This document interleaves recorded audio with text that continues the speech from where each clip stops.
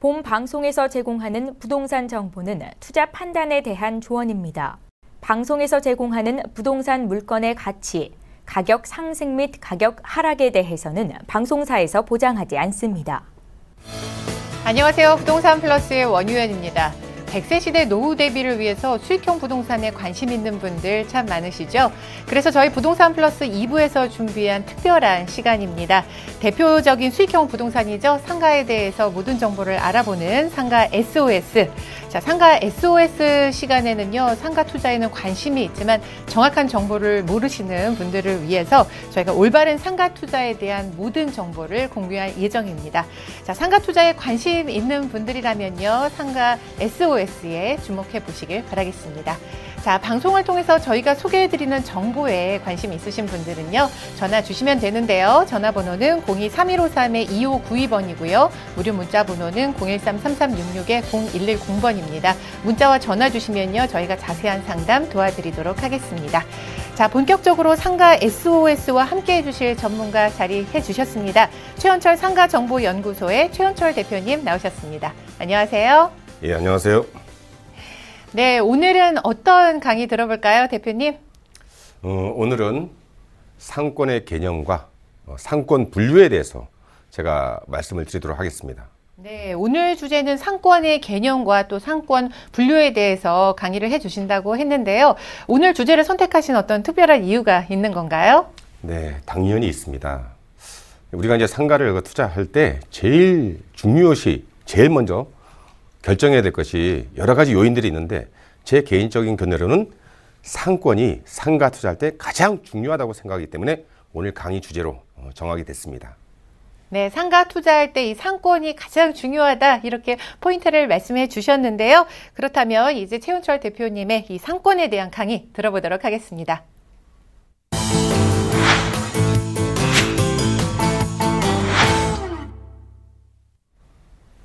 예, 금방 말씀드린 대로 오늘은 상권에 대해서 말씀을 드리도록 하겠습니다.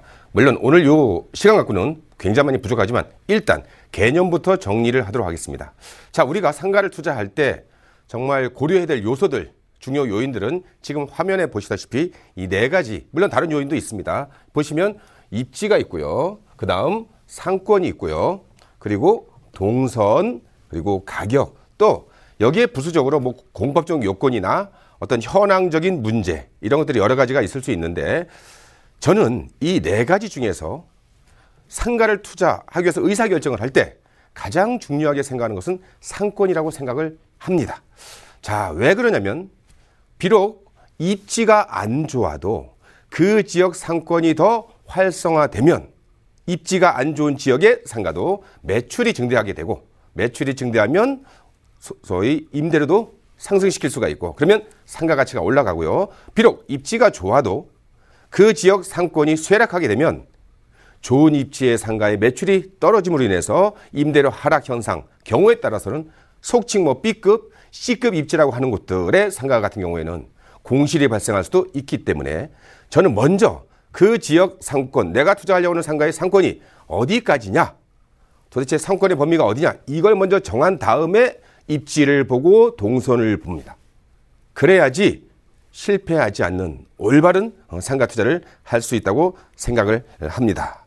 자, 제가 여기에서 한 가지 우리 그 앵커님께 질문을 하나 드리도록 하겠습니다. 앵커님이 생각하시기에 상권은 어떤 의미라고 생각하십니까? 상업지가 좀 몰려있는 곳을 의미하는 거 아닌가요? 네. 많은 분들이, 강의를 통해서 뵀던 많은 분들이 사실 그렇게 답변하는 것을 많이 들었습니다. 일정 부분은 그 의미가 맞는데요. 실질적으로 이 상권의 의미가 뭔지를 좀 알아보기 위해서 제가 이제 인터넷에 있는 어떤 백과사전에서 용어 정의를 한번 몇 개 따와 봤습니다. 지금 여기 보시면 첫 번째로는 상권이 대상 상가가, 투자하려고 하는 대상 상가가 또는 창업하려고 하는 대상 상가가 흡입할 수 있는 소비자가 있는 권역이라고 나와 있고요. 그다음에 두 번째는 어떤 점포 또는 일정한 상업 집적지가 있는 곳에 고객을 동원할 수 있는 범위라고 되어 있습니다. 자, 이건 백과사전에 나와 있는 이제 정의인데요. 보통 우리가 상권이라 그러면 상가들이 모여있는 지역을 얘기하는데 그렇게 말씀하시는 분도 있고 그렇게 생각하시는 분도 계신데 이 백과사전이나 또 제가 현장에서 느낀 경험치를 갖고 말씀드리면 상권은 상가가 몰려있는 집적지에 올 수 있는 소비자들의 범위 권정이라고 생각하셔야 됩니다. 그게 정확한 상권의 개념입니다. 제가 왜 이 상권을 이렇게 강력히 주장을 하냐면 소비자의 범위가 넓으면 상권이 좋은 거고 소비자의 범위가 좁으면 상권이 나쁜 거고요. 과거에는 소비자의 범위가 넓고 상권이 좋았는데 어떤 요인 때문에 소비자의 범위가 좁아지는 경우도 있습니다. 그럴 경우에는 상권이 쇠락한다고 얘기를 하거든요. 또 어떤 지역은 과거에는 소비자의 범위가 굉장히 좁았는데 어떤 요인에 의해서 상권 변화 요인들에 의해서 소비자의 범위가 넓어지면 상권이 좋아진다고 합니다. 우리 상가 투자자들 입장에서는 지금은 소비자의 범위가 좁고 작지만 향후에 소비자의 범위가 더 넓어질 수 있는 상권이 더 확장될 수 있는 곳의 상가 투자를 해야 되는 것이 아주 상가 투자에서 핵심적인 내용이라고 저는 생각을 합니다. 그 다음에 입지를 따지는 겁니다. 물론 좋은 상권에 좋은 입지의 상가를 투자하면 가장 좋겠죠. 근데 과연 그런 상가가 나한테까지 올까요? 또 그런 상가가 매물로 자주 등장을 할까요? 투자할 수 있는 그런 상가들이 상가시장 현장에 많이 있을까요? 그렇지 않습니다. 거의 대부분은 아직은 상권이 형성되기 전 또는 상권이 좀 약한 곳에 있는 상가들이 많이 지금 공급이 되고 있습니다. 자, 제가 여기에서 이런 상권이 굉장히 우리 상가 투자에 중요한데 이 상권을 이제 한번 어떻게 접근해야 되는지를 먼저 이해를 하려고 그러면 상권의 분류라는 것을 통해서 어떠한 의미의 상권은 어떻게 접근을 해야 되고 또 어떠한 의미의 상권은 어떻게 접근해야 되는지에서 오늘 몇 가지를 전해드리도록 하겠습니다. 자, 먼저 일반적인 상권의 분류입니다. 자, 첫 번째입니다. 여기 보시면 초광역 상권, 그리고 광역 상권, 그다음에 지역 상권 크게 세 가지로 분류되어 있습니다. 자, 이게 어떤 의미냐면 초광역 상권입니다. 동대문, 남대문 상권인데요. 자, 동대문에 있는 소비자의 범위는 거기는 이제 도매시장하고 소매시장이 혼재되어 있는데 도매시장 같은 경우에는 전국에 있는 소매 상인들이 동매시장의 상권이 되고요. 그 다음에 그 소매시장 있는 곳 같은 경우에는 한류에 의해서 아마도 동남아 쪽이나 외국 관광객들이 정말 많이 와서 소비를 하고 있는 곳이거든요. 물론 도매시장도 가서 같이 소비를 합니다. 그래서 동대문 상권 같은 경우에는 어떤 이론적으로 초광역 상권이다. 소비자의 범위가 대한민국 전체이고 경우에 따라서는 외국 관광객까지 소비자의 범위에 들어온다. 그래서 초광역 상권이라 얘기하고요. 두 번째, 광역 상권은 이제 강남역 상권이나 홍대역 상권 같은 데를 얘기를 합니다. 강남역 상권에 오는 소비자의 범위는 지하철 2호선을 타고 또는 그 강남역 인근에 있는 광역버스를 이용해서 수도권 내의 젊은 분들, 20대, 30대들 소비자들이 강남역에 와서 소비를 굉장히 많이 합니다. 홍대 같은 경우에도 거의 같은 예가 될 것이고요. 이런 강남역 상권, 홍대역 상권은 광역 상권이라고 표현합니다. 그리고 마지막으로 지역 상권은 어느 지역에 있는 소비자만 상권의 범위에 들어오는 경우를 지역 상권이라고 표현합니다. 이게 일반적인 분류 하나고요. 두 번째는 지금 역세권 상권, 우리가 정말 이런 얘기를 많이 하는데 역세권 상권, 오피스 상권, 대학가 상권, 주택가 상권, 하공가 상권, 유흥 상권, 물론 다른 분류도 있을 수 있습니다. 네, 대표적인 걸 말씀드렸는데 이 의미도 가만히 생각해 보시면 대학가 상권, 즉 그 앞에 대학교가 있어서 대학생들이 소비자의 범위가 되는 상권, 역세권 상권, 그 지하철역을 이용해서 오는 소비자들의 범위가 상권이 되는 곳, 오피스 상권, 거기 오피스에 근무하시는 분들이 상권이 되는 곳, 즉 상권은 소비자의 범위입니다. 자, 여기까지는 일반적인 분류입니다. 이 일반적인 분류를 가지고 실제 제가 상가를 투자하는데 또는 시청자 여러분께서 상가를 투자하는데 과연 현실적으로 이 의미가 도움이 될까요? 정말 우리가 상권이란 용어를 많이 사용하고 있음에도 불구하고 과연 이 분류가 우리가 상가 투자하는데 실제적인 어떤 기준을 잡을 수 있는 그런 분류가 될까요? 저는 현장에서 제가 지금까지 상가 투자를 하고 강의를 하고 답사를 다니면서 느낀 결론을 말씀드린다면 이 일반적인 분류는 누구나 아는 분류입니다. 오피스 상권, 오피스가 많은데, 사무실 많은데, 대학가 상권, 대학교 앞, 역세권 상권, 지하철역. 그런 거 말고, 그건 나도 알고 시청자 여러분도 아는 내용입니다. 도대체 그 오피스 상권에 어떤 상가를 투자하라고. 이게 핵심이거든요. 실제 상가 투자할 때 그게 핵심이거든요. 안단 말입니다. 오피스 상권인지, 역세권 상권인지, 대학가 상권인지.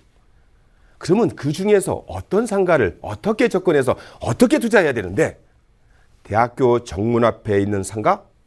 입지도 좋고 대학생들을 가장 먼저 접하다 보니까 좋죠. 매물 없습니다. 투자 대상 물건이 없습니다. 갖고 계신 분, 소유하고 계신 분이 팔지도 않습니다. 그래서 제가 현장에서 지금까지 답사를 통해서 또는 투자를 통해서 강의를 통해서 제가 스스로 느끼고 제 나름대로 분류를, 상권을 갖다가 제 나름대로 재해석해서 분류를 한번 해봤습니다. 이 분류 세 가지가 실제로 상가 투자하는데 기준이 되더라고요. 한번 같이 보실까요? 자, 이건 제가 분류한 상권입니다. 학술적으로 있는 것도 아니고요. 인터넷에 들어가서 지금 여기 나와 있는, 예를 들어서 자연상권이라는 용어를 인터넷에서 쳐도 이 용어가 안 나옵니다. 근데 제가 임의적으로 현장에서 느낀 거 가지고 자연상권과 계획상권으로 분류를 한번 해봤고요. 상가 투자를 위해서. 그 다음에 창업자 상권과 투자자 상권으로도 분류를 해봤고요. 그 다음에 마지막으로 잠재상권과 유효상권으로 분류해봤습니다. 물론 이 세 번째 용어는 사용하시는 분들도 있고 인터넷에도 많이 회자되는 용어입니다. 여기에서 가장 중요한 건 마지막에 이 유효상권인데, 과연 어디까지가 실질적으로 소비자의 범위가 되느냐가 가장 중요한 키포인트인데, 그 전에 먼저 자연상권과 계획상권부터 하나씩 설명을 드려서 과연 이게 어떤 의미인지, 그런 곳에 있는 상가는 우리가 어떻게 접근해야 되는지 하나씩 설명을 드리도록 하겠습니다. 먼저 자연상권입니다. 자, 자연상권은 제 나름대로 이렇게 이론을 한번 정립을 해봤는데, 아주 오래 전부터 자연 발생적으로 소비자들이 모이던 상권. 자, 얘는 이 밑에 나와 있습니다. 서울 홍대 입구 상권, 건대 입구 상권, 남대문 상권 같은 경우, 물론 여기 말고도 신림동 상권, 무슨 상권 굉장히 많이 있습니다. 그 다음에 부산 남포동 한무도 상권, 서면 상권, 대구 동성로 상권, 인천 부평역 상권, 동인천 상권. 자, 여기 이런 걸 갖다가 제가 자연상권이라고 분류를 했는데, 이 자연상권의 의미는 지금부터 40년, 50년, 60년 전에 소비자들이 자연적으로 모이는 상권을 얘기를 합니다. 그러면 이런 자연상권은 어떻게 접근을 해야 되고 특징은 뭐가 있는지 말씀을 드려보면, 자, 자연상권 특징입니다. 첫째, 대로변 말고 그 이면도로 후면부에 들어가시면 도로가 다 좁습니다. 금방 아까 예를 들은 자연상권들이. 그 다음에 건물이 기본적으로 40년, 50년 이상 거의 됐습니다. 물론 리모델링 한 경우도 종종 있고요. 그리고 이건 중요하진 않지만 과거에는 그 건물 밑에 지하에 정화조가 다 있었어요. 지금은 다 폐쇄했지만. 그리고 주차장이 없습니다. 자연상권 같은 경우. 남대문 상권 주차장 있나요? 거의 없습니다. 주차 빌딩 제외하고. 종로 뒷골목 주차장 있나요? 새로 지은 오피스텔 같은 경우에는 거의 주차장이 없습니다. 도로는 굉장히 협소하고요. 그리고 마지막으로 여기는 토지 등기부가 별도로 있습니다. 자, 이게 어떤 의미냐면, 우리가 자연상권에 있는 상가를 투자할 때는 뭘 기준으로, 어떤 마음가짐으로, 어떤 기준을 갖고 접근해야 되는지, 그 키포인트가 여기에 있습니다. 자, 자연상권 같은 경우에는 금방 말씀드렸지만 40년, 50년, 60년 된 건물들입니다. 상가라기보다는 미니 건물이라고 생각하셔야 됩니다. 그리고 그 2층짜리, 3층짜리, 4, 50년 이상 된 그 건물 밑에는 토지가 있습니다. 작게는 60평, 70평, 넓게는 100평, 120평, 150평. 자, 종로 뒷골목을 생각하시면 되고요. 남대문을 생각하시면 되고요. 홍대를 생각하시면 되고요. 건대 입구 쪽을 생각하시면 됩니다. 거기에 상가 투자, 자연상권의 안에 있는 상가 투자는 상가 투자라기보다는 미니 건물 플러스 토지 투자라고 생각하셔야 됩니다. 기본적으로 가격이, 투자 금액이 20억, 30억, 경우에 따라 100억, 정도 되는 그러한 건물들입니다. 그런 자연상권 내에 있는 건물들의 수익률은 실질적으로, 현실적으로 한 3%에서 많이 나오면 4% 정도 나옵니다. 그런 자연상권에 있는 미니건물 투자하신 분들은 연령대가 상대적으로 좀 높고요. 그리고 토지에 대한 어떤 소유를 갖고 계시는, 토지에 대한 소유권을 갖고 싶어하는 그런 분들이 접근을 많이 하는 부동산 상품입니다. 일반적으로 지금 개인 투자자가 저 같은 사람 입장에서는 그런 미니 건물을 살 만한 능력이 저한테는 없습니다. 30억에서 한 50억 정도 돈을 주고 3층짜리 토지는 한 100평 정도 되고 토지의 용도 지역은 상업지역이 되는 그러한 자연상권 내의 상가를 투자하기에는 제가 자금 여력이 너무나 부족합니다. 아마도 이 방송을 듣는 많은 시청자분께서도 사실 쉽지 않은 금액대입니다. 그리고 좋은 상권의 좋은 미니 건물들은 현재 상가 시장에 거의 나오지 않습니다. 안 팔죠. 계속 보유하고 있다가 토지 가격이 상승하는 거 보고 또 상권이 변하는 거 보고 경우에 따라서는 다음 때 상속으로 물려주려고 하는 경우가 훨씬 많습니다. 일반 매매로 나와 있는 자연 상권 내에 있는 미니 건물들은 상권이 좀 안 좋은 것들이 많이 나옵니다. 실질적으로 이렇게 자연상권 투자 전략이라고 제가 말씀을 드렸는데 미니 건물 투자라고 말씀드렸고요. 여기를 투자할 때는 임대 수익도 물론 중요시하지만 기본적으로는 토지 가치 상승을 보고 투자를 하는 겁니다. 토지 가격은 매년 올라가거든요. 특히 상업지역 같은 경우. 그래서 거기는 비록 임대 수익은 3%, 4%밖에 되지 않지만 토지 가치 상승을 보고 토지에 대한 소유 욕구가 있는 분들이 투자하는 물건입니다. 그 다음 임대 수익은 금방 말씀을 제가 드렸고요.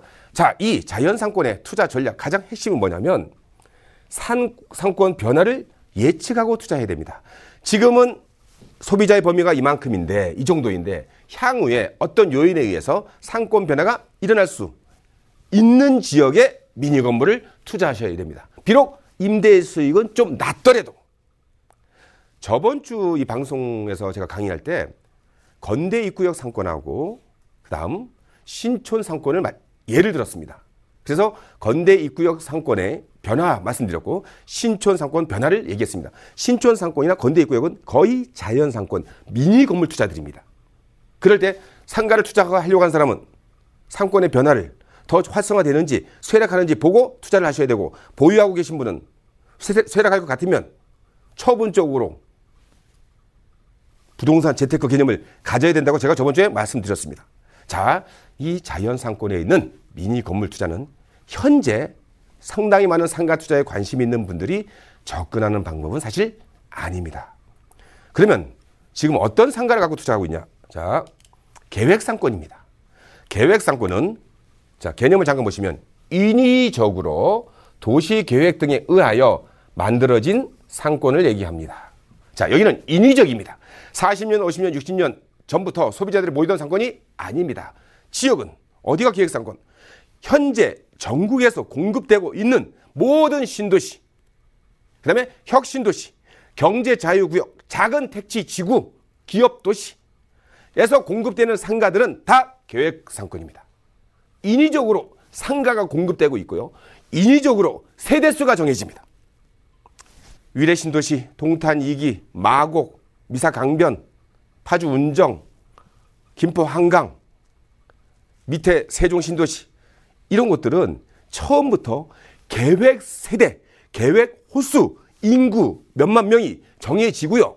그 다음 도시 계획에 의해서 토지 이용 계획표가 나오는데 그 계획표에 의해서 아파트 용지, 상업 용지, 근생 용지, 도로, 공원, 학교 용지, 관공서 용지가 처음부터 정해집니다. 거기에 정해진 계획 세대, 계획 호수가 나중에 다 입주를 하게 되겠죠. 그리고 상가도 지을 수 있는 상업 용지나 지을 수 있는 준주거 용지에만 상가가 공급됩니다. 그럼 거기는 상권 형성이 어떻게 되냐면 나중에 입주하신 분들이 기본적으로 상권의 범위, 소비자의 범위가 됩니다. 인위적으로 사람이 들어오는 거니까. 그래서 이런 계획 상권의 특징은 일단 도시계획을 했으니까 도로가 굉장히 넓고요. 그리고 반듯합니다. 지금 모든 신도시가 다 그렇죠. 그리고 건물이 신축 중이거나 현재 공급하는 것들 아니면 일기 신도시 같은 경우 분당, 일산, 평촌, 삼본, 중동 같은 경우에는 한 20년, 25년 됐습니다. 거기도 역시 계획상권입니다. 정화조 원래부터 없고요. 여기는 법정 주차 요건을 갖춰야지만 건축 허가가 나기 때문에 주차장이 기본적으로 지하에 다 있습니다. 그리고 여기에는 토지 등기부가 별도로 없습니다. 자, 이게 무슨 의미냐면 시청자 여러분께 한번 제가 여쭤볼까요? 계획상권에 있는 상가를 투자할 때 계획상권 내에 있는 상가는 토지가 있습니까? 없습니까? 지금 제가 던진 이 질문의 의미는 뭐냐면 신도시나 계획도시에서 공급되는 분양하고 있는 상가를 투자할 때 투자자들이 상가 투자자들이 토지 지분을 상가 투자의 기준으로 삼습니까? 아닙니까? 이걸 여쭤보는 겁니다. 계획도시, 신도시는 상가를 다 분양을 했기 때문에 자연상권과 다르게 토지 등기부가 별도로 있는 것이 아니고 그 토지가 지분으로 각 101호, 102호, 201호, 201호로 다 나눠집니다. 그래서 계획상권에 있는 상가를 투자하려고 하는 투자자들은 토지 지분이 얼마입니까? 이걸 물어보는 사람은 없습니다. 그건 자연상권 얘기예요. 토지가 몇 평이고 토지 가격은 얼마인데 이렇게 접근하는 게 자연상권의 미니 건물이고요. 계획상권은 내가 이 금액으로 분양을 받거나 투자를 하게 되면 도대체 보증금은 얼마를 받고 월세는 얼마를 받는데 그래서 임대 수익은 몇 %가 나오는 데만 관심이 있습니다. 역시 계획상권의 상가를 분양받으신 분, 투자하신 분이 보유하고 있다가 처분할 때도 그걸 매수하는 분 역시 토지에 대해서는 아무 관심이 없습니다. 오직 뭐에만? 임대 수익만. 자, 자연상권과 계획상권의 차이는 여기에 있습니다. 계획상권 내에 지금 엄청나게 많은 신도시 상가를 분양을 하고 있고 공급을 하고 있는데 여기 투자자들은 임대 수익만 보고 투자합니다. 물론 향후에 그 임대 수익이 원래 생각했던 대로 잘 나올지 안 나올지는 나중 문제지만 자연상권 같은 경우는 좀 전에도 말씀드린 대로 기본적으로 토지에 대한 욕망, 토지 가격이 굉장한 투자 포인트입니다. 자, 그러면 이 계획상권에서 우리는 어떤 투자 전략을 갖고 접근해야 되냐. 금방 말씀드린 대로 여기는 구분 등기된 상가고요. 토지 가치 상승은 없고요. 그리고 임대 수익은 보통 5%나 7% 정도를 공급자 측에서 지금 제시를 하고 있고요. 그리고 여기에서 투자의 핵심은 상권 형성 그리고 좀 세월이 지났을 때의 변화를 예측해야 됩니다. 자연상권에 미니 건물을 투자하거나 자연상권에 상가를 투자할 때는 사실 우리가 현장에 가서 사람이 어디로 많이 다니고 있는지 그리고 현재 임대료가 어느 정도 형성되어 있는지 알 수 있습니다.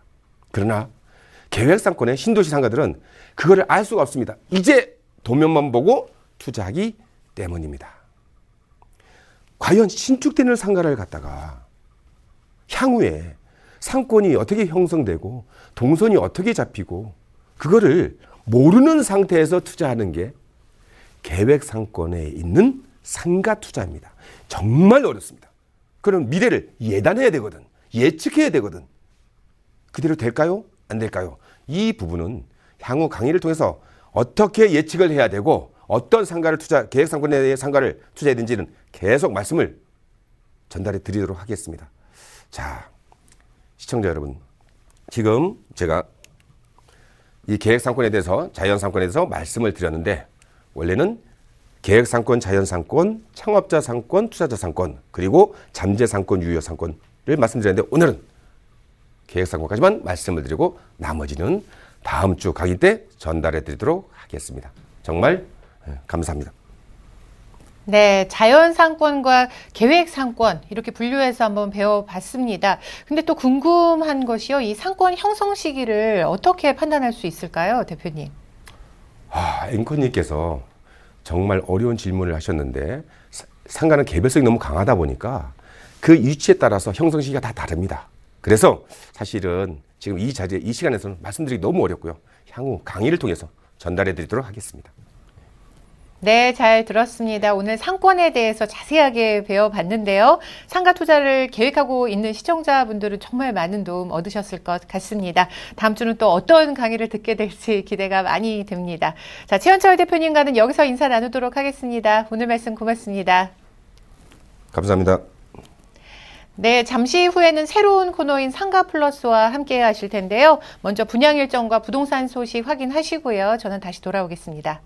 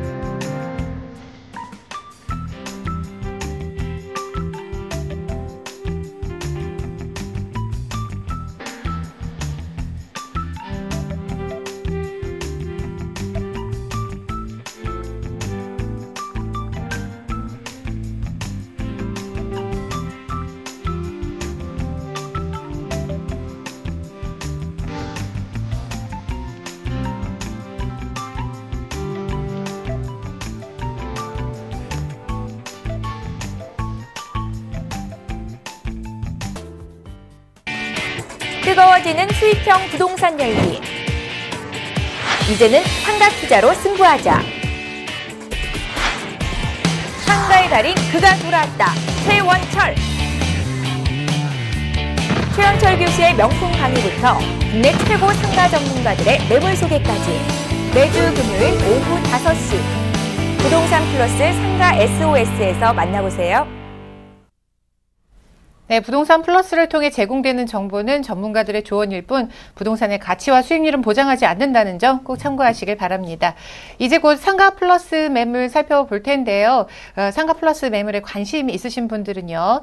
전화로 상담 신청하실 수 있습니다. 전화번호 알려드릴게요. 02-3153-2592번이고요. 무료 문자 번호는 013-3366-0110번입니다. 문의 주시면 저희가 자세한 정보 알려드리도록 하겠습니다. 자, 상가 플러스 시간에는 단순히 이 상가 매물을 소개하는 것에서 벗어나서 전국의 개발 호재나 배우 수요가 풍부한 지역을 선정해서 그 지역에 대한 차별화된 정보를 함께 공유할 예정입니다. 자, 오늘 본격적으로 상가 플러스와 함께 해주실 전문가 지금 스튜디오에 자리하셨는데요. 평택고덕 부동산 전략연구소의 진창우 이사님 나오셨습니다. 안녕하세요. 네, 안녕하세요. 네, 상가 플러스에서 오늘 만나볼 지역은요, 경기도 수원시에 있는 광교 신도시입니다. 진창우 이사님이 광교 신도시에 대한 핫한 정보들을 준비하셨다고 하는데요. 어떤 정보인지 설명 부탁드릴게요. 네, 광교 신도시 같은 경우는 여러분도 잘 아시다시피 판교 신도시, 동탄 신도시와 함께 대표적으로 잘 알려진 2기 신도시입니다. 서울에 인접한 1기 신도시와 달리 2기 신도시는 판교 신도시와 위례 신도시 등 일부 신도시를 제외하면 대부분 서울과 30km 내외 거리에 위치한 비교적 외곽에 위치해 있습니다. 광교 신도시도 서울 남쪽 직선거리 약 330km에 위치해 있으며 차량이나 대중교통으로 약 1시간 내외 거리에 위치해 있습니다. 총 개발 면적 1130만 제곱미터로 전체 면적의 88%는 수원시에, 나머지 12%는 용인시에 걸쳐 형성되어 있습니다. 2004년 지구 지정 후 2007년 착공이 시작되었으며 2011년 본격적으로 주민들의 입주가 시작되었습니다. 광교 신도시의 대표적인 특징 중 하나는 녹지 비율이 높다는 것인데요. 전체 면적에서 녹지 비율이 약 40% 이상이며 인구 밀도가 낮아 쾌적한 주거 환경을 자랑하는 지역입니다. 실제로 광교에 가보시면 쾌적하고 살기 좋다는 느낌을 받는 이유가 바로 이 높은 녹지 비율과 낮은 인구 밀도 때문인데요. 이런 높은 녹지 비율 덕분에 광교에는 광교 호수공원, 광교 중앙공원, 광교 역사공원, 연암공원, 정암 수목원 등 크고 작은 공원이 많이 있습니다. 특히 광교의 랜드마크인 광교 호수공원은 대한민국에 있는 호수공원 중 가장 큰 호수공원으로 알려져 있는데요. 지난 2014년에는 올해 최고의 경관으로 선정되기도 했습니다. 그리고 광교 신도시의 경우 서울 외곽에 위치해 있는 만큼 교통 여건이 좋지 않다는 평가가 있었는데요. 그 문제는 신분당선 연장 개통으로 많이 해결된 상태입니다. 신분당선을 이용할 경우 광교에서 강남까지 약 37분 만에 도착 가능하며 광교 신도시 내에는 신분당선 상현역, 광교중앙역, 광교역 3개 역이 위치해 있습니다. 이 신분당선 연장 개통의 호재로 광교 지역 부동산은 크게 상승하였는데요. 원래부터 쾌적한 주거환경을 자랑하는 지역인데다가 교통의 편리함까지 더해져 주거지역으로는 나무랄 데가 없는 지역이 되었기 때문입니다. 그리고 경기대학교 수원 캠퍼스와 아주대학교와 맞닿아 있다는 것도 빼놓을 수 없는 광교의 장점인데요. 특히 광교의 여러 대형 상업시설과 수원 컨벤션센터, 인근의 상업시설이 개발 완료되어 상권이 형성된다면 인근 경기대, 아주대 학생들 또한 해당 지역으로 몰릴 수 있기 때문입니다. 2020년으로 예정된 경기도청 이전과 2019년 완공 예정인 수원고등법원, 수원고등검찰청이 들어오는 광교 법조타운도 빼놓을 수 없는 호재인데요.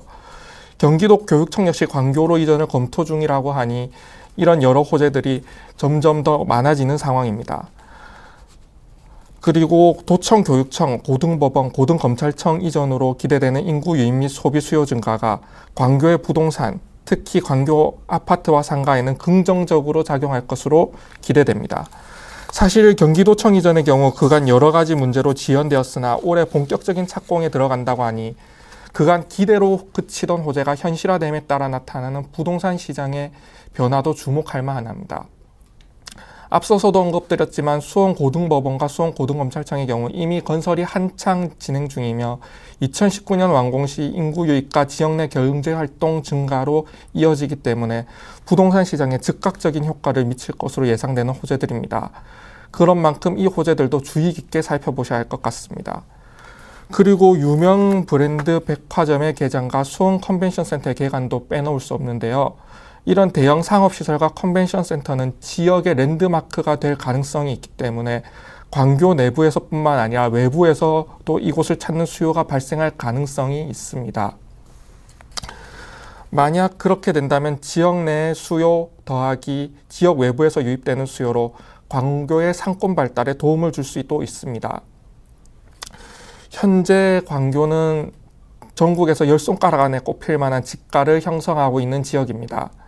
풍부한 녹지와 낮은 인구 밀도로 인한 쾌적한 주거환경, 신분당선으로 인해 서울 강남까지 이어지는 편리한 교통, 지역의 랜드마크인 광교 호수공원, 그리고 2개의 큰 종합대학과 도청, 법원, 검찰청 등의 관공서, 아울렛, 백화점, 대형 상업시설과 컨벤션센터 등으로 인해 형성되는 상권, 어느 것 하나 빠지지 않는 팔방미인 같은 지역이라고 할 수 있습니다. 네, 아무래도 이 신분당선 개통이 되면서 이 광교 신도시의 주거 환경이 훨씬 더 우수해졌을 것 같은데요. 수원 고등법원 또 수원 컨벤션 센터 등 다양한 호재가 있는 광교 신도시 지금 설명 듣고 있습니다. 그렇다면 이 광교 신도시에 위치한 상가 플러스 매물은 어떤 매물인지 첫 번째 플러스 매물 화면으로 만나볼게요. 이번에 만나볼 상가 플러스 매물은 경기도 수원시에 있는 광교 신도시의 상가입니다. 신분당선 광교중앙역에서 도보 약 5분 거리에 위치하고 있고요. 분양 면적은 101제곱미터, 전용 면적은 62.72제곱미터입니다. 2012년 11월에 준공된 본 매물은 상가 1실의 구조로 총 5층 중 1층에 있습니다. 이 매물의 매매 금액은 약 15억 원으로 예상이 되고 임대 금액은 보증금 1억 원에 월 500만 원 예상됩니다. 약 7억 3,500만 원의 대출이 가능해서 실투자 금액은 6억 6,500만 원 예상되는 매물입니다. 네, 첫 번째 상가 플러스 매물은요. 경기도 수원시 광교 신도시에 있는 상가 매물입니다. 자세한 내용은 좀 알려주시죠. 네, 본 매물은 광교 신도시 도청 사거리에 위치해 있는 상가입니다. 광교 중앙역 1번 출구와 약 300m, 도보 5분 거리에 있으며 분양 면적은 약 101제곱미터, 전용 면적은 약 62제곱미터입니다. 2012년 11월 완공된 건물이며 한 개의 상가호실입니다. 5층 상가 건물 중 1층에 위치해 있습니다. 1층에 위치해 있기 때문에 곧 설명드릴 여러 가지 입지적 장점들과 호재들을 직접적으로 누릴 수 있다고 평가받습니다. 기본적으로 이 매물은 상대적으로 입지가 좋다고 평가받는 곳에 위치해 있는데요. 사실 상가의 경우 입지가 중요하다는 것은 누구나 공감하실 것이라고 생각합니다. 입지가 좋다고 평가받는 이유는 본 매물이 있는 상가가 광교도청 사거리 코너에 위치해 있기 때문인데요. 사거리에 위치한 만큼 두 개의 횡단보도와 접해 있으며 광교중앙역 1번 출구와 불과 300m 내외 거리에 있어 많은 유동 인구가 지나다니는 곳입니다. 신분당선을 이용하는 아주대학교 학생들의 경우 광교중앙역에서 학교까지 도보로 이동할 경우 이곳을 지나서 학교로 가는 경우가 대부분입니다. 또한 바로 옆에는 경기도청 이전이 예정되어 있으며 대각선 맞은편에는 대형 아울렛 매장이 위치해 있습니다. 약 500m 거리에는 2019년 완공 및 개관 예정인 수원 컨벤션 센터가 위치해 있습니다. 마지막으로 인근 지역에는 총 3,100세대 규모의 아파트 단지들이 위치해 있어 비교적 안정적인 배후 수요가 있는 지역입니다. 본 매물은 5층 상가 중 1층 상가입니다. 판매 시설로 총 5년간 임대가 계약되어 현재 영업 중이며 2017년 6월 기준 4년의 잔여 임대 기간이 남아있는 상황입니다. 그리고 현재 임대차 계약 조건에 임대 기간이 2년이 되는 2018년 5월경 임대료 인상 조건이 명시되어 있습니다. 본 매물의 임대 기간이 만료되는 2021년 이전에 수원고등법원과 검찰청이 개청하고 경기도청도 이전이 마무리될 것으로 예상되는 만큼 임대 기간 만료 이후에는 추가적인 임대료 인상이나 시세 상승을 기대할 수 있습니다. 네, 신분당선 광교중앙역에서 도보 5분 거리에 있는 역세권 매물이고요. 또 5층 중에 1층에 있다는 메리트가 있는 상가 매물 소개해드리고 있습니다. 자, 입지하고 개발 호재가 어떤 게 있을지 궁금해지는데요. 추천 포인트 짚어주시죠. 네, 앞서서도 언급드린 것처럼 본 매물은 입지가 좋은 매물인데요. 수차례 언급드렸지만 상가 같은 경우에는 입지가 매우 중요합니다.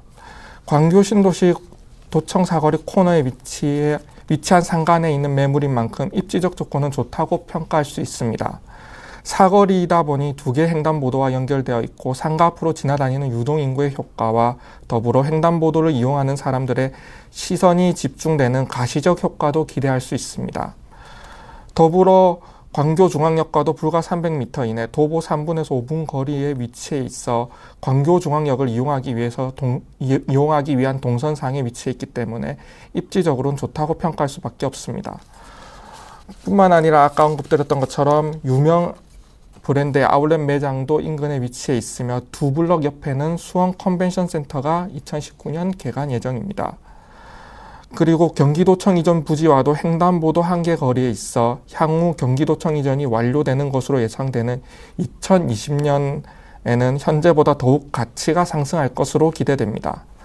본 매물 인근에는 5개의 아파트 단지 약 3,000세대가 거주하고 있습니다. 아파트에 거주하는 주민들로 인해 비교적 안정적이면서도 꾸준한 소비 수요가 예상되는 만큼 아파트 단지에 인접한 상가라는 것도 무시할 수 없는 큰 장점입니다. 마지막으로 가장 중요한 포인트인데 5년간 판매 시설로 임대 계약이 체결된 물건이란 점입니다. 상가 투자의 경우 아무리 좋은 개발 호재가 있어도 당장 수익이 나지 않아 공실인 상가를 투자하는 것은 부담스러울 수밖에 없는데요. 앞서 언급드린 여러 개발 호재들이 실제로 완성되거나 이루어지기 전까지 비교적 안정적으로 임대 수익을 누릴 수 있으면서도 향후 개발 호재 완료에 따른 임대 수익 증가나 시세 차익까지 노려볼 수 있다는 것은 큰 메리트라고 할 수 있는데요. 단기적으로 보아도 현재 임대 수익률이 나쁘지 않은 상황이며 2년이 되는 2018년 5월 임대료 인상 조건이 명시되어 있기 때문에 2018년 5월 이후에는 지금보다 임대 수익률이 더욱 높아질 수도 있습니다. 단기적으로 보아도 중장기적으로 보아도 매력적인 물건이라고 할 수 있겠습니다. 네, 역세권 매물의 이 사거리 코너에 있어서 유동인구 또한 풍부할 것으로 보이는 매물입니다. 가격은 어떻게 될지 궁금한데요. 네, 매매 가격은 15억 원이며 현재 보증금 1억 원, 월 임대료 500만 원 조건으로 판매 시설이 영업 중입니다. 대출 가능 금액은 7억 3,500만 원 정도가 예상되며 실투자 금액은 6억 6,500만 원이 예상됩니다. 사실 15억이라는 가격이 다소 부담스럽다고 생각하실 수도 있는데요. 부동산 투자는 가격보다는 가치가 더 중요합니다. 현재 임대가 완료되어 안정적인 임대 수익을 누릴 수 있다는 현실적인 가치와 각종 관공서 이전과 컨벤션 센터 등의 개관으로 인한 미래 가치를 생각하신다면 본 매물이 가격에 비해 오히려 높은 가치를 지녔다고 볼 수도 있습니다. 네, 앞으로의 이 미래 가치가 있는 광교 신도시 상가 매물 선점해 보시길 바라겠습니다. 자, 유의사항 어떤 게 있을까요? 전체적인 정리와 함께 짚어주시죠. 앞서서도 몇 번 언급드렸지만 광교 신도시는 녹지 비율이 높고 인구 밀도가 낮습니다. 사실 풍부한 녹지와 낮은 인구 밀도는 주거의 쾌적성을 보장하는 좋은 요소지만 상권의 형성에는 오히려 불리한 경우가 많은데요. 그래서 광교 지역 상가 투자는 입지를 잘 살펴보셔야 합니다. 아파트 단지와 인접하여 꾸준하고 지속적인 배후 수요와 대형 상업시설이나 관공서, 컨벤션 센터 등 지역적 호재를 충분히 활용할 수 있으면서도 지하철역과 횡단보도 등의 입지적 조건으로 인해 충분한 유동인구가 발생하여 상권이 잘 형성되는 좋은 입지에 위치한 상가를 투자하셔야 안정적인 임대 수익과 가치 상승을 기대할 수 있습니다. 네, 광교 신도시에 있는 상가 매물 잘 살펴봤습니다. 계속해서 두 번째 상가 플러스 매물 화면으로 만나볼게요. 이번에 만나볼 상가 플러스 매물은 경기 구리시 갈매지구의 상가입니다. 시내 IC에서 차량으로 약 3분 거리에 위치하고 있고요. 분양 면적은 144제곱미터, 전용 면적은 77.55제곱미터입니다. 2016년 7월에 준공된 본 매물은 상가 1실의 구조로 총 5층 중 1층에 있습니다. 이 매물의 매매 금액은 약 9억 원으로 예상이 되고요. 임대 금액은 보증금 7천만 원에 월 350만 원 예상됩니다. 약 4억 5천만 원의 대출이 가능해서 실투자 금액은 3억 8천만 원 예상되는 상가 매물입니다. 네, 이번에 소개해드리는 플러스 상가 매물은요, 구리시 갈매지구에 있는 상가 매물입니다. 자세한 매물 소개 먼저 해주시죠. 우선 갈매지구에 대해 처음 들어보시는 분들도 있을 텐데요. 그래서 물건 소개 앞서 간단하게 갈매지구에 대해서 소개해드리겠습니다. 갈매지구는 경기도 구리시에 위치한 택지지구입니다. 구리시는 여러분도 잘 아시다시피 서울과 바로 맞닿아 있는 서울의 위성도시입니다. 구리시에 위치한 갈매지구는 면적 140만 제곱미터, 인구 2만 5천의 비교적 작은 규모의 택지지구인데요. 갈매지구는 서쪽으로는 서울시 노원구와 이어져 있고 북쪽으로는 남양주 별내신도시, 동쪽으로는 다산지구와 연결되어 있습니다. 갈매지구의 경우에는 지하철 8호선 연장으로 암사, 별내의 별내선이 개통된다면 바로 별내역과 맞닿아 있는 갈매지구도 수혜를 누릴 것으로 예상되는 지역인데요. 실제 경춘선 갈매역과 경춘선 별내역은 한정거장 거리이며 지도상으로 보아도 맞붙어 있을 정도로 가깝습니다. 또한 경기 북부 2차 테크노밸리 유치에 구리시가 적극적으로 나서고 있는 만큼 이것이 현실화될 경우 갈매지구에 큰 호재가 될 수 있을 것으로 예상됩니다. 본 매물은 갈매지구 남쪽에 위치해 있습니다. 분양 면적은 144제곱미터, 전용 면적은 77제곱미터, 2016년 7월 완공된 상가입니다. 5층 중 1층에 위치해 있는 상가입니다. 1층에 위치해 있기 때문에 상대적으로 임차인의 선호도가 높다는 점도 큰 메리트입니다. 이 물건은 아파트 단지로 둘러싸인 항아리 상권 내에 위치해 있는데요. 이렇게 항아리 상권에 있는 상가는 여러 가지 변수에 휘둘리지 않고 안정적이고 꾸준한 임대 수익을 낼 수 있다는 큰 장점이 있습니다. 대부분의 상가 투자를 하시는 분들이 가장 걱정하는 것이 바로 이 공실 문제인데요. 본 매물은 선 임대 후 분양하는 상가 매물이기 때문에 공실에 대한 염려를 살짝 내려놓으셔도 될 것 같습니다. 사실 상가 투자를 해보신 분들이 가장 스트레스 받고 가장 많은 걱정을 하시는 게 바로 공실 문제인데요. 그 부분이 어느 정도 해결되었다는 것만으로도 상가 투자의 큰 고비를 하나 넘었다고 할 수 있습니다. 2017년 6월 현재 본 매물에는 일반 음식점이 영업 중이기 때문에 실제 투자 시 별다른 공백기 없이 바로 임대 수익을 누릴 수 있을 것으로 예상됩니다. 그리고 바로 맞은편에는 850여 세대의 아파트 단지가 입주가 완료된 상황이며 추가로 2012년 10월과 2018년 9월 각각 920여 세대와 1000여 세대 아파트 단지가 추가로 입주 예정입니다. 향후 2개의 아파트 단지, 약 1900여 세대가 추가로 입주 예정인 만큼 향후 임대료 및 매매 가격도 지금보다 더 상승할 가능성이 높습니다. 최종적으로 이 지역이 완성될 경우 3개의 아파트 단지, 약 2800여 세대의 배후 수요를 가지고 있는 항아리 상권이 완성된다고 가정할 때 임대 수익 상승과 시세 차익, 2마리 토끼를 모두 잡을 수 있을 것으로 예상됩니다. 네, 구리시 갈매지구에 있는 상가 매물 지금 소개해드리고 있습니다. 위치적으로 어디에 있나 좀 궁금해하시는 분들이 있을 것 같은데요. 신내 IC에서 차량 3분 거리에 있다는 점 좀 참고해 보시면 좋을 것 같습니다. 그리고 이미 작년 7월에 준공이 된 매물이기 때문에요. 미리 가셔서 좀 둘러보시고 또 상가에 대해서 좀 볼 수 있는 그런 장점이 있을 것 같은데요. 조금 전에 말씀해 주시기로는 선임대 후 분양 매물이라고 설명을 해 주셨습니다. 이런 부분도 좀 참고해서 확인해 보시면 좋을 것 같습니다. 자, 입지하고 개발 호재는 어떤 게 있을까요? 추천 포인트도 알려주시죠. 네, 추천 포인트 특징을 3가지로 정리해 드리자면 첫 번째는 아까 언급드린 것처럼 선임대 후 분양하는 물건이라는 점입니다. 본 물건에는 이미 일반 음식점이 영업 중이며 분양 이후 새롭게 2년간의 임대차 계약이 체결될 예정에 있습니다. 두 번째는 구입 즉시 안정적인 임대 수익을 얻을 수 있다는 것입니다. 상가 분양 및 구입 후 임차인을 구하기 전까지는 짧게는 몇 주, 길게는 몇 개월씩 공실이 되는 경우가 있는데요. 그 공실 기간이 길어지게 된다면 여러 가지 경제적 손실도 이어지는 경우가 많습니다. 본 매물은 대출 조건에 따라 6% 내외의 수익률이 기대되며 향후 임대료 상승 및 시세 상승이 기대되는 지역입니다.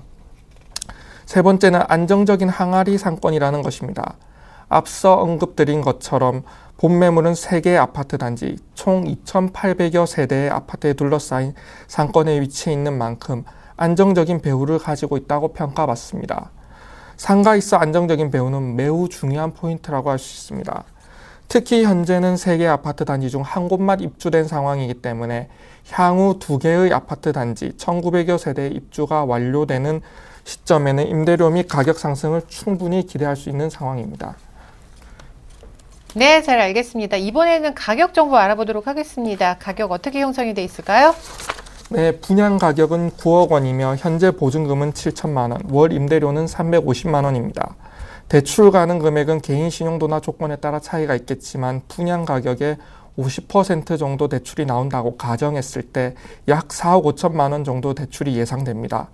그렇게 될 경우 실투자 금액은 약 3억 8천만 원으로 예상됩니다. 본 상가의 경우 분양 면적이 144제곱미터입니다. 흔히 사용되는 평으로 환산하면 43평의 상가인데요. 상가 면적 대비 가격을 생각해 보신다면 매우 저렴한 상가라는 것을 아실 수 있을 겁니다. 그래서 향후 인근 아파트 단지의 입주가 완료되는 시점에는 시세 차익을 충분히 기대할 수 있는 상황입니다.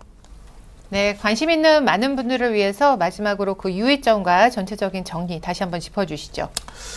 흔히들 나무보다 숲을 먼저 보라는 표현을 많이 사용합니다. 이 표현은 부동산 투자에도 적용할 수 있습니다. 다만 상가 투자를 할 때는 숲도 보셔야 하지만 나무도 유심히 지켜보셔야 됩니다. 경우에 따라 예외가 있지만 상가 투자의 경우 거시적인 큰 호재만큼이나 세부적인 입지가 중요하기 때문입니다. 본 매물의 경우 거시적인 지역적 호재보다는 이 물건이 위치해 있는 입지를 주목하셔야 합니다.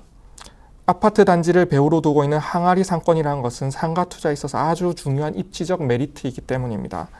또한 아직 아파트 입주가 완료되지 않은 상황이기 때문에 향후 아파트 단지 완공 후 입주가 완료되는 시점에는 배후 수요의 증가에 따른 상권의 성장이 기대되는 만큼 현재의 가치뿐만 아니라 미래의 가치를 보고 결정하신다면 보다 현명한 선택을 하실 수 있을 것이라 생각됩니다. 네, 지금까지 구리시 갈매지구에 있는 상가 매물 잘 살펴봤습니다. 앞서 살펴본 플러스 매물들 화면으로 정리 다시 도와드릴게요.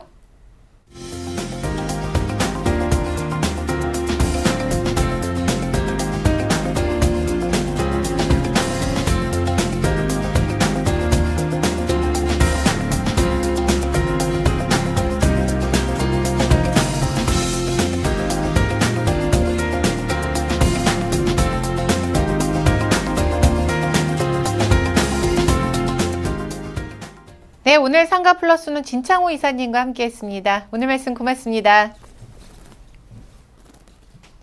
네, 부동산 플러스 특집 최현철의 상가 SOS 매주 금요일 여러분과 함께 합니다. 매주 금요일 관심 가지고 지켜봐 주시길 바라겠습니다. 자, 저희가 오늘 준비한 내용은 여기까지입니다. 함께 해주신 여러분 고맙습니다.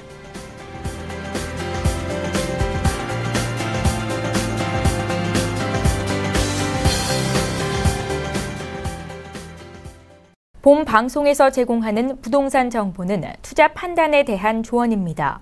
방송에서 제공하는 부동산 물건의 가치, 가격 상승 및 가격 하락에 대해서는 방송사에서 보장하지 않습니다.